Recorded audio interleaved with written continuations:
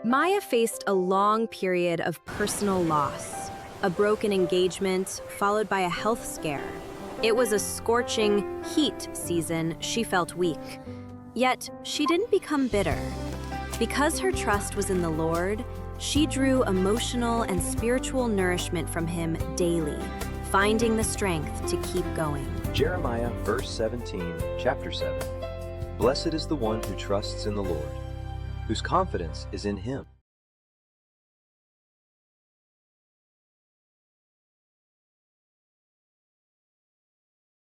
Mga pangga, paalala lamang po, ang 106.7 Energy FM at ang programang MX3 Stories ay hindi responsable sa mga opinyon o kwento na ibabahagi ng ating panauhin. Ang mga ito ay personal na pananaw at karanasan ng panauhin at hindi sumasalamin sa paninindigan ng estasyon o ng programa.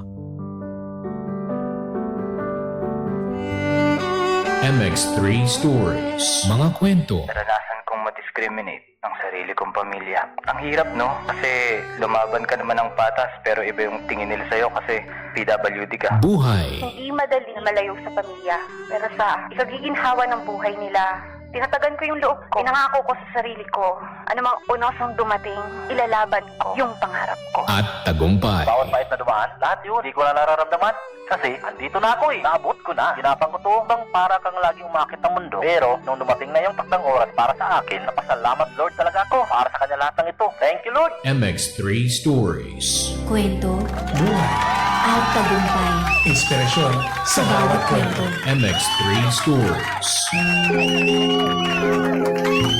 Mga bangga, sa programang ito, walang format ang success. Walang formula. Kanya-kanyang diskarte. Kanya-kanyang tirada. Ito po ang MX3 Stories, hatid sa atin ng MX3. Dito ako, believe. Simula at pangarap. Mga bangga, lumaking bunso sa apat na magkakapatid po sa Quezon City. Kinakisnan niya ang isang napakaginhawa at komportableng buhay. Inakala niya ang pagpapatakbo ng negosyo ng kanyang pamilya ang magiging tahasang landas ng kanyang buhay. Pagsubok at pagbangon. Subalit sa edad na 22, tuluyang naghiwalay ang kanyang mga magulang at sabay siyang nabuntis sa kanyang panganay na wala sa plano. Nakaranas ng pagsubok na sa 17 taong gulang pa lang o 17 years old, paulit-ulit na lumilipat ng bahay kasama ang kanyang pamilya. Na naging rason sa pagdala niya sa isang Christian Bible study kung saan tinanggap niya si Jesus. Gabay at pundasyon. Mula sa dating nakadepende sa marangyang buhay, binuo niya ang kanyang sariling mga negosyo sa event services habang inuuna ang oras para sa kanyang mga anak. Ngayon, bukod sa pag-aaral ng digital systems, ipinagmamalaki niya ang kanyang matatag na pananampalataya at ang pagpapalaki sa kanyang mga anak gamit ang aral ng Diyos upang maging responsable at may magandang asal. Sandigang banal na salita. Lord, keep me honest and give me enough, not too much or too little, so I can depend on you, live rightly, and honor you.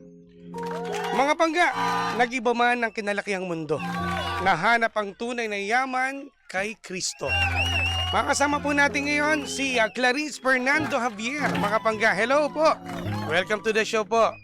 Hi! Yun. Yan. Kamusta po? Good afternoon mga pangga. Yan. Yun, oh. Good afternoon. Ang ganda naman ni Clarice. Ayan. Kamusta po kayo at kamusta pagpunta niyo po dito?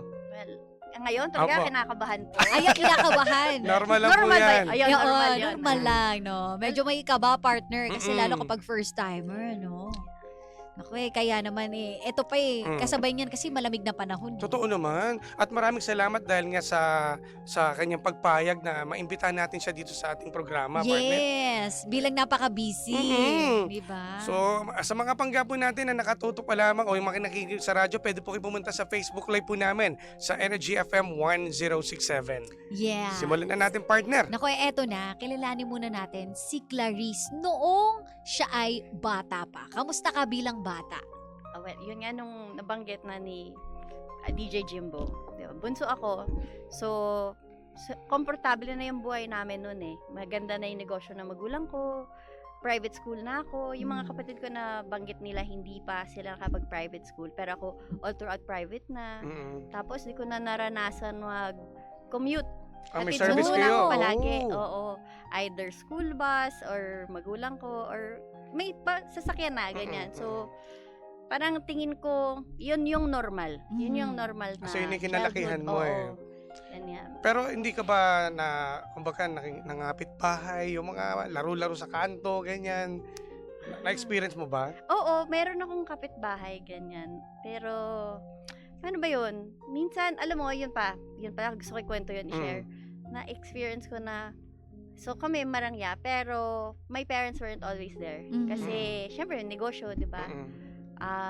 Pero yung kapitbahay ko, andun palagi yung mami niya. Tapos kung may kailangan siya, nandun yung mami niya. So parang lahat na nabigay, yung kumbaga attention, hindi sila mayaman. Pero nandun yung attention. So parang isip ko, bakit kaya ganun? Parang ganun. Kaya siguro yun din yung background ko.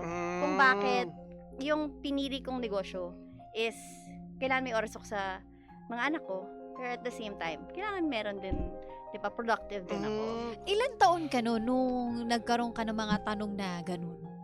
Tingin ko mga 9. 9 years old. 10. Sa bagay, alam niyo na yung mga nangyayari sa paligid eh. Oo. Ano bang business ng parents yun nun?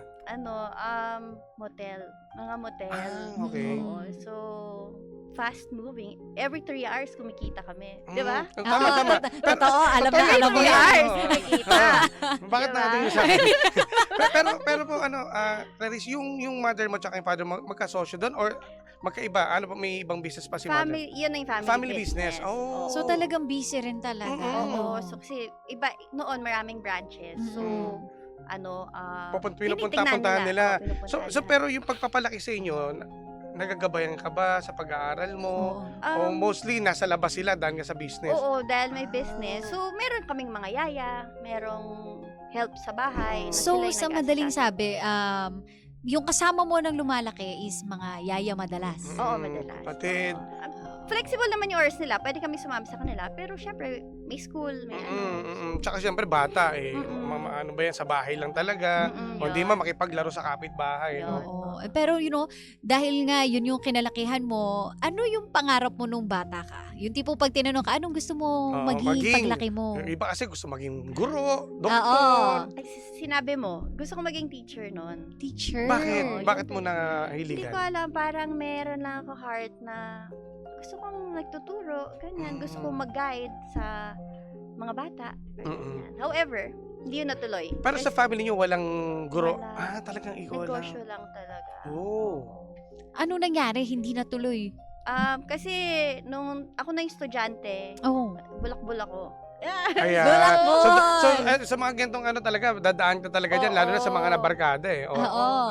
Anong pagkakabulak pa? Anong mga So, ginawa mo? Hindi ako papasok, tamad ako pumasok. May cutting Tapos, classes, ganun. Oo, absent ako, ganyan. Tapos, syempre, yung grades ko, basta lang maipasa, okay na yan. Parang ganyan. Paano hindi napapatawag yung parents mo sa school? Oo, pero dahil bunso na rin ako, Mm. lenient na sila. Parang, okay na yan, basta mag-aral ka na lang. Parang ganyan na. Basta makagraduate, okay na yan. Oo, yun. Basta hindi ka bumaksak, okay na yun. Oo, ganun Oo. na. So, pero ako rin, na-feel ko na, kung gusto ko maging teacher, pero hindi ako good example, baka hindi bagay yun. So doon napaisip ka. So, hindi ko na pinursue yung dream ko na yun. Ano yung course na tinake mo nun? I college psychology. Psychology. So, very related rin Oo. halos. Pero, dahil nga hindi ako pumasok, iba rin yung course na pinagraduatean ko. Behavioral science ako nag-graduate. Kasi Okay. walang quota dun. So, nakailang ano ka rin pala. Kaya no? naglipat ako. Naku, pero eto, kasi nabasa natin kanina, partner, nagkaroon ng problema sa iyong mommy and Parents. Yeah, daddy. sa parents Oo. ko. Oo. Ito ba, anong yugto ng buhay mo nagsimula yung problema? Well, yung final, adult na ako, 22. Adult na. Oo, so sabi ko, laki na ako, adult na. Parang ganyan. Pero growing up, nakita na rin namin yung issues sa parents ko, ganyan. Pero ngayon nga, parang pagbata ka naman, di mo siseryosohin yun eh, diba? So, nag-away lang, babatirin yan. Ganun. Pero nung, seryoso na sila, parang ganyan, di na talaga nag-uusap ng ilang araw, magkahiwalay na ng bahay. So doon na parang, parang kung seryoso na yata to, parang gano'n. But at the same time, because nga, syempre yung money, di ba? Parang nagkuhaan na sila ng pera. So, syempre, parang sabi na, bahala na kayo sa buhay niyo. Parang gano'n. Pero So, ipinapaliwanag ba sa iyo o sa inyong magkakapatid ng magulang nyo na ganito yung sitwasyon nila? hindi. Hindi naman uso yun sa sa ganyang generation parents, diba? Parang kung ano lang yung nangyari yun na yun. Kumbaga, Parang what you see is what you get. Yun, exactly. Oo, wala nang tanong-tanong, no?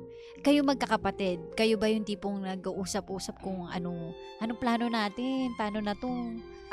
Hirap. Hindi, kasi yung subunso na nga ako, di ba? Yung tatlo, may mga pamilya na.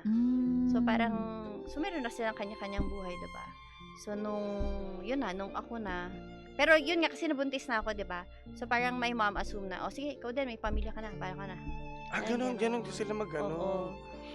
Ano naramdaman mo nung moment na yun na eto na ba't parang sabay-sabay naman yung nangyayari? Oo. Well, yun talaga parang na-shock ako na syempre, una feeling ko strong ako di ba? Kasi yung background ko, okay lang, happy, ganyan. Kaya ko yan, parang ganyan. So, di kung naghiwalay, di maghiwalay. O di may anak ako, di may anak na ako, happy yan, di ba? Pero syempre, parang things doesn't go as planned. Parang ito yung in-expect mo, pero hindi naman palagi yun yung nangyayari, di ba? Tinanong mo ba minsan sa Panginoon na, Lord, bakit itong nararamdaman ko at nararanasan ko sa buhay, una sa magulang, tapos ito, nangyari sa'yo?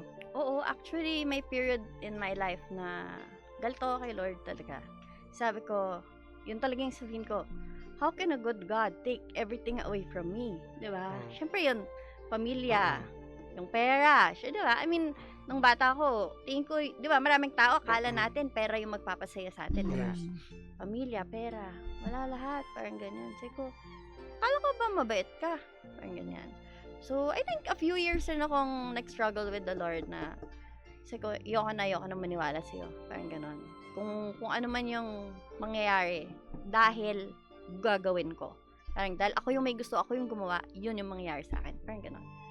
Pero, I think hindi rin Parang God has His way of reaching out to me. Tsaka gaano kahirap, di ba? Siyempre, buri mo, nagtampo ka sa Panginoon Bigat nung, yun yung parang pinaka mabigat na period rin ng buhay ko. Parang ganyan. Na, syempre, dala ko lahat, di ba? Yung sakit, yung galit, yan, dala ko lahat, parang ganyan. Syempre, nagpapalakpakan ng mga bata, may kasamang pagod talaga doon. Yes. So, yun, parang hirap rin talaga. Then, yun nga, parang kung paano ako na-invite dun sa Bible study. Sobrang God's way din yun. Parang ganon. Di ko rin ma-explain kung paano, pero talagang, you know, that God's hand was upon the situation. Paano to nga? Random lang na may nag-iya sa'yo, in-invite ka? Oo. Tatandaan mo pa ba? Tatanda? Talagang tanda ko. Yeah. Sige. Sige Kwento mo nga, kwento mo nga. nga. Anong nangyari? So, pregnant na ako sa second ko. Siyempre, kailangan kong pera. Parang ganyan. So, nag-work ako. Wala pa akong negosyo nito. Nag-work ako sa isang company sa mall. Tapos, parang resource speaker yung lady. And then, syempre, friend ko na rin siya ngayon. Friend ko na.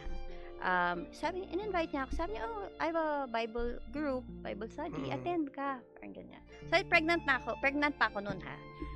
Syempre, alam niyo naman yung delayed obedience, diba? Sabi ko, ano kaya yun? Parang, next time na. Hanggang, naalala ko pa, nakwento ko sa husband ko. Sabi ko, meron ako na-meet kaninang babae. Sabi ko, ini-invite niya ako sa Bible study. Sabi ko, pero natakot ako, hindi ko siya kilala Parang, syempre, stranger. Tapos, biglang sa TV, lumabas. Sabi ko, siya yun, Gumano ako. Tapos, lumabas siya sa commercial. But that commercial never appeared again. So, parang dun lang sa time na yun talaga. Oo. Tapos, syempre, hindi ko na pinansin ulit, diba? Tapos, after a while, parang nagparamdam ulit na, basta may isa na naman lumabas na, uy, mag-attend ka ng Bible study ko. Parang ganyan. So, after I gave birth, dun na, parang na-realize ko na, I think meron talagang pull sa akin na, mag-attend ka, try mo lang. Wala namang mawawala, diba? Parang ganun. Ito pa yung nakakatawa. My husband, di ko yan pwede paghintayin. Parang ganyan, diba? Siyempre, iwas issue na away. Away, diba? Pero nung time na yon, sabi ko talaga, please, ipag-drive mo ako. Para pag ayaw ko, may excuse ako. Sabi ko, ay, andyan, may naghihintay sa akin diba? Grabe, yan talaga yung the worst, okay? And I really apologize to my husband na pinaghintay ko siya ng mga 5 oras. Wow! 5 oras. Grabe Oo. yun. Kasi sobra ako nag-enjoy dun sa Bible study. And that, nung yun talaga acceptance prayer, nung pinag-pray, sobrang gaan talaga ng loob ko. Parang ganyan. Tapos yung, di ba usually pag may kasalanan ka, haharap kang takot. Pero hindi, parang nung humarap ako sa asawa ko, parang gaan-gaan pa rin na, syempre alam kong may mali akong ginawa. Paghintayin mo siya. Pero, parang yung, ang gaan-gaan ng puso ko dahil nga, I accepted Jesus. Yes. Yung ganon. So, yun talaga. Parang, from the time on, when I got invited, until nag-attend ako, di na ako tumigil, kaka-seek sa Lord. Ganyan. Iba, no? Yung cravings Oo. mo, kumbaga, sa pagkain, parang meron kang hinahanap eh. Totoo. Tapos, eto lang pala yung kailangan mo. Tsaka pansin mo, no, gumamit ang ating Panginoon ng mga instrumento na sa paligid natin Totoo. para maimbitahan ka. No? Totoo. At nakakakilabot yun yung lumabas pa sa commercial, Oo. di Yun, ba? yun talaga. At isang beses mo lang napanood, tapos Oo. may iba naman. Di ba? Galing yan. Nung kilala ko na siya, tinanong ko, sabi ko, you know what, I saw you once in the commercial. Sabi ko, but I never saw it again. Sabi niya, oo, she know yun. Pero parang niretract daw. Oh, di ba? Oh, diba? Timing. Nakita ko pa. Oo. Oo. Yun talaga. So, parang, alam mo na si Lord yung gumagalaw. Oo. nun, Oo. diba? So, totoo talaga nakikipag-usap siya, di ba? Correct. Eto, nung mga panahon na tinanggap mo na, di ba, si Jesus, ano yung pagkakaiba ng ng laman ng panalangin mo noon sa panalangin mo ngayon? Okay. Noon, parang, ano ko ba explain? Kasi noon pa, kahit I grew up in a Catholic school, personal prayer ako kay Lord. Kasi nainis ako doon sa ulit-ulit eh. Yung, ano ba yan? Ulit-ulitin ko. Hindi ko na nasabi kay Lord kung ano talaga yung Gustong puso sabihin. ko, di ba? Parang ganun. So, it was always a personal prayer. Pero, napansin ko noon, puro healing. Lord, bigay mo to sa akin. Lord, ito yung kailangan ko. Parang ganyan. But when I accepted Jesus, parang more on, Lord, salamat. Salamat at binigay mo to sa akin. Yung, parang napalitan yung healing ng gratitude, ng pasasalamat. Parang ganyan. So, I think yun yung biggest difference nung nakilala ko si Jesus. Diba? Kasi, parang yun yung you have a personal relationship with Him. Kasi parang, growing up, tingin mo genie siya eh. Idasal mo, kailangan niya ibigay sa'yo. Minsan, galit ka pa pag di binigay. Diba? Pero, nung kilala mo na siya, na relationship, diba? Yes. Give and take tayo. Kailangan, two-way. Diba? Yun ganun. So, I always thank Him. Kahit pa hindi pa nangyayari. Diba? Thankful ka na agad. Ano masasabi mo dun sa mga tao na kung meron silang naranasan na tipong yun nga may marangyang buhay, tapos in just one snap, biglang magbabago ang lahat. Ano yung pwede mo maipayo sa kanila? Ako talaga, coming from experience, diba, na God has a plan.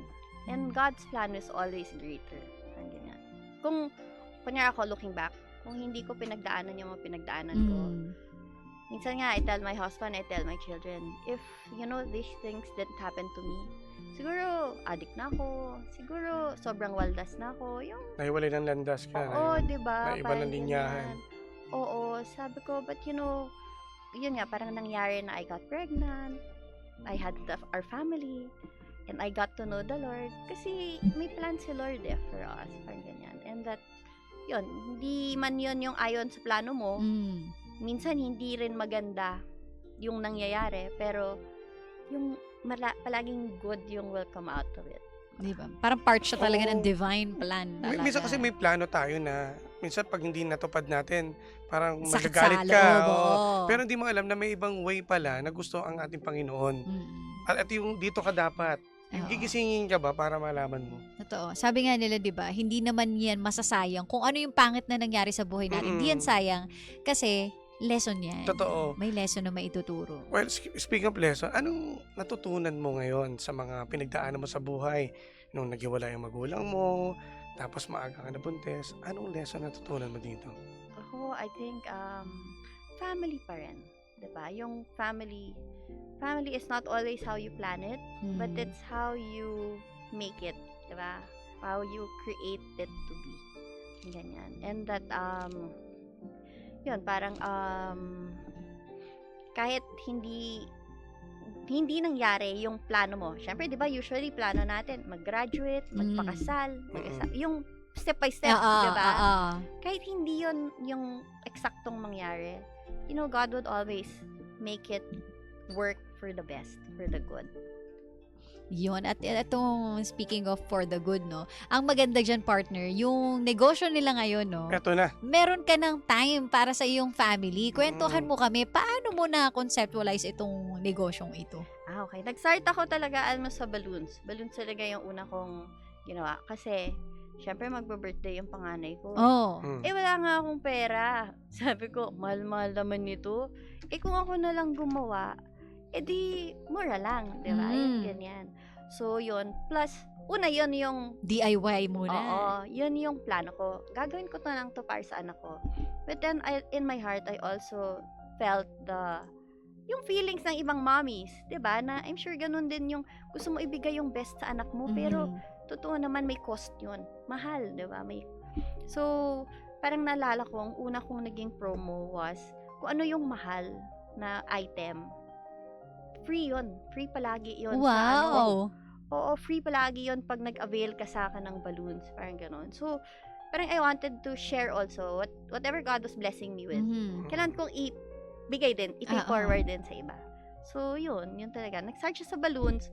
Tapos, nagkaroon na ako ng corporate clients. Syempre si corporate client, dami hiningi. Ito. Di ibigay kung anong gusto ng kliyente, diba? So, yun, parang doon ko rin nakita yung opportunities to have more services in the business. So, yun. Hanggang lumaki na, nadagdag na. Tapos, pandemic hit, medyo bumaba. Pero, syempre, there's always opportunities pa rin. Doon mo rin makita yung kamay ni Lord din na bibigyan ka pa rin niya. Never empty-handed, diba? So, yan, may events. So, parang pinili ko na kung ano yung gusto ko rin. Para rin, hindi naman ako mawala masyado ng oras sa mga bata. Kumbaga, laging meron, no? Laging... Attention pa rin yan, nandun pa rin. Hindi nawala. Diba? At saka, partner, eto yung masaya dyan. Kumbaga, kahit papano, marami rin may inspire na kagaya niya. Yes. Diba? Na mga nanay, na alam mo yun, mahirap busy masyado. Ang Iba, hindi ka pwedeng mag-work para nag-aalaga ka maalagaan. ng bata, Yes, paano mo matututukan, no? Oo. Ano ang masashare mo or masasabi dun sa mga nanay na gusto sana nila magtrabaho, anong pipiliin ko? Na paano kaya? Paano nila gagawin or pipili ba sila? O paano mapagsasabay? Kasi, syempre, paano nila pagsasabayin yung minsan mga kasi talaga bagay-bagay? ang mga magulang, lalo na ang nanay, nasa bahay. Magtatrabaho ba ako? Mag-aalaga ng anak? Hirap Siyempre, sa hirap ng buhay din natin ngayon, di ba? Yes. Gusto nilang dumiskarte at makatulong doon sa kanilang asawa. Ako, unang tip ko talaga, pray. Pray kay Lord kung ano yung negosyo na ibibigay sa'yo. Ano yung opportunity? Whether it's employment or business, pray kay Lord kung ano yung ibibigay niya. Kasi totoo ibibigay niya diba? I-impress niya sa puso niyo kung ano yung pwede mong gawin, diba? And then, pagka meron na yung opportunity na yon, syempre lahat naman ng opportunity sa umpisa mahirap, diba? So, tiyaga, parang ganyan. And then, yun, in the end, time management. I think that's very important na ako, I always live with ito yung principle ko palagi, yung oras ko, kung paano ko i-manage. Kay God, sa husband ko, sa kids ko, sa work, and then ministry. So doon ko nalalaman kung ano yung uunahin. Ganyan. So, kailangan tapos na to bago pa sa work. Yung ganon. So, yun. Doon nila kailangan ayusin yung schedule nila. Balansehin talaga. Dapat talagang planado, tsaka tututukan mo. Oo. Siyempre, negosyo So, talaga. kailangan talaga. Kailangan mo talagang tutukan. Bukod po dyan, ano pa ba yung mga plans ninyo or mga business pa? Well, yun pa rin. So, full event services yung meron kami. So, we do coordination. I do styling. Minsan, may mga cards din kami. Lahat na, no? Oo, lahat na nga talaga. Kasi nga, parang yun din yung passion ko. Do it. Pero at the same time, kasi nga, parang na tayo sa digital, Yan, oo. diba? Digital era na tayo So, parang gusto ko rin makisabay doon. Diba? So, I'm also learning some digital courses para rin, parang Makasabay ka. Sasabay. ma-integrate ko rin yung both sides. Yun ang Correct. maganda, partner. Kumbaga, hindi ka lang magstay dito, Yes. no? Lawakan mo na. Yes, Nandito na lawakan. tayo para malawak din yung market mo. Correct. Nako, dahil dyan, syempre sa likod ng lahat ng ito, partner, merong isang tao na sumusuporta. Ayan. Oo. No? At laging nasa tabi mo. Ano yung mensahe mo sa iyong husband? Well, I just want to thank my husband, of course. Lahat ng ginagawa ko, hindi ko magagawa kung wala yung suporta niya. 'Di ba? I mean, just today, he drove for Yes. me. Yes. 'Di ba? Syempre kung na-stress pa ako mag-drive, 'di ba? So, 'yun, also yung husband ko, maiiwanan ko talaga yung mga bata sa kanya. He can take care of the kids, ganyan. And then I can do other things. So, kaya namin mag-delegate. Iwan muna sa'yo, or ganyan. Pag siya naman may work, iwan sa akin yung mga bata, parang yan. So, yun, I really appreciate him also for all the things that he's doing for us, ganyan. So, Sa parents mo, unahin natin si father mo, anong mensahe mo sa kanya? okay, well, my dad, talaga. I also want to thank him because, yun nga, the way he also, my dad is very expressive. Siya talaga yung mag-I love you yan. Pag birthdays, siya talaga yung unang mag-greet. Pag birthday, siya yung gumagawa ng plano. Pagka may saan kakain, ano yung celebration, parang ganyan. So, I think dinala ko yon hanggang sa mga anak ko. Ang ganyan. So, parang I would like to thank him for the love that he gave us also. Sa mother niyo? My mom, nako, sobrang selfless ang mommy ko. Parang ganyan. So, I just want to thank her for her strength. 'Di ba? Yung despite sa nangyari sa family, talagang nilaban niya, sabi niya, alam niyo, hanggat kaya, gusto ko buo tayo parang ganyan. So, I appreciate all those years na talagang nagpakatatag siya for our family. Ayun. Ako, partner. Alam mo yung makikita mo yung parang Cinderella, Oo, diba? Story. Oo, na tipong ang dami niya pinagdaanan na akala ko ganito, ganyan. Pero tingnan mo naman ngayon, no, nagbungan lahat ng paghihirap. Yes. At Yun yung napakatapang maganda. ni Miss Clarice. Yes, no? Hinarap niya lahat ito. Oo. Kumbaga parang princess siya Tapos biglang, napagdaanan niya lahat yun. Kumbaga parang sisula lang sa kanya Oo. problema. Petics na kumbaga. Iba kasi kapag yung binigyan mo ng loob sa Panginoon. Yes. Parang lahat kaya mo kasi may kakampi ka. Di ba? Pag sinurrender mo na talaga lahat. Tsaka alam ko talaga, yun yung talaga yung confident ako na kahit ano pa yung sitwasyon, aayusin yun ni Lord. Diba? So, Yun. Hindi ka na nakadepende sa sarili mo. yung peace ko talaga lies on the Lord. Yun. Ako, dahil dyan, tanggapin mo ang paghanga at pagkilala kay Clarice Fernando Javier para sa pagbabahagi ng iyong kwento ng sakripisyo at tagumpay sa programang MX3 Stories na nagsilbing inspirasyon sa bawat pangga. Kasama ang aming mga puso at pasasalamat, DJ Jimbo and yours truly, DJ Sheena. Ayan, maraming salamat. Ayan, Thank ma'am. you so May much. pagganito pala, Yes. guys. Thank Wait, you. there's more. There's more. Wow, there's more. Ito, may dancer tayo dyan. Ito. Oo nga. Jacket. Ayan. Asan, kuya? Para po sa inyo yan, hatid sa atin ng thank MX3. you. Oh, wow. Dito ako, believe. Wow, Ayan. thank you. Ito na po, Miss Clarice, pwede nyo nang pasalamatan, batiin, shoutout yung mga Shoutout. kaibigan ninyo. Shoutout sa mga kids ko, syempre. Hi, babies. Thank you sa makeup artist ko, my daughter. Wow! Ang galing Diba? naman. Oo. And of course, well, camera shy talaga ako, guys. Totoo. Pero but yun nga ba, yung mga fans ko watching right now. Hello! Baka nag-ano sila. Actually, marami, ma'am. Nandito yung si Ma'am Jasmine Natividad. Jazz No, talaga. Mga Thank nakatutok. you, Jazz. Suporta at kay Harold Salang. At sino pa ba to? Si Ma'am Maika. Chu. Ayan. Yeah. Ayan, mga Hi, naka sis. sa inyo. Thank you for watching. Ayan. Yes, Tsaka ma'am, hello. yung Miss Clarice, yung mga may Facebook, page Instagram, kayo. yes. Oo, sa mga, Yeah. eto malapit na, dahil malapit na Pasko. Vermonths. Vermonths, oo, oo, correct. sige. So, kung sino po ang mga may kailangan, of course, ng event coordination for the mga Christmas party, any events actually, diba? Just reach out to us. I can be reached at our Facebook.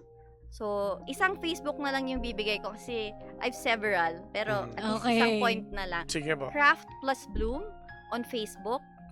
So, on that page, we offer Bloom Bar. Yan, yung mga bulaklak sa parties. Yun Kasi nauuso souvenir ngayon. yan. Oo. So that's one.